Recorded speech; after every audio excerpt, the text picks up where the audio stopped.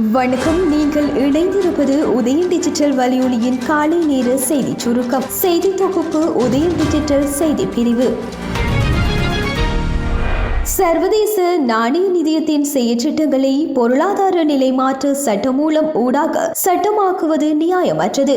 ஏனெனில் இந்த அரசாங்கம் இன்னும் 2 மாதங்களே பதவியில் இருக்கும் என்று அரசு நிதி தொடர்பான குழுவின் தலைவர் கலாநிதி கர்ஷடி சில்வா சுட்டிக்காட்டியுள்ளார்.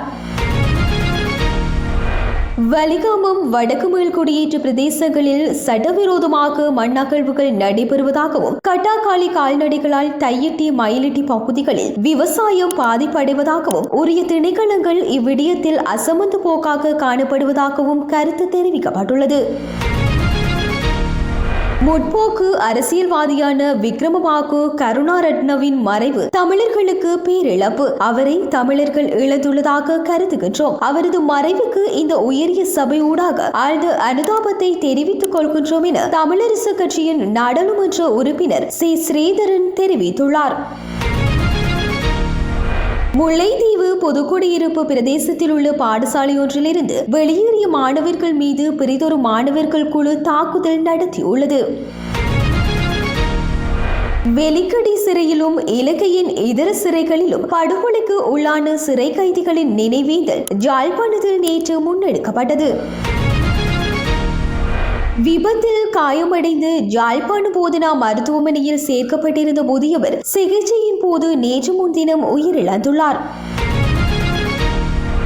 கொடிகாம பகுதியில் இருந்து யாழ் நகரம் நோக்கி சென்ற தனியார் பேருந்தில் வெடிமருந்துகளை கொண்டு சென்ற நபர் சாவகச்சேரி போலீசாரால் கைது செய்யப்பட்டுள்ளார்.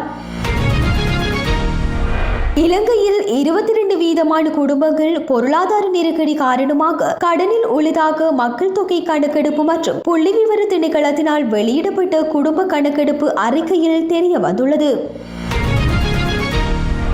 மன்னார் பிரதேச செயலர் பிரிவில் உள்ள மன்னார் தலைமன்னார் பிரதான வீதி பேசாலி பகுதியில் காற்றாலை அமைப்பதற்காக காணிகளை அளவிடுவதற்கு வந்த அதிகாரிகள் பொதுமக்களின் எதிர்ப்பை அடுத்து திரும்பி சென்றனர்.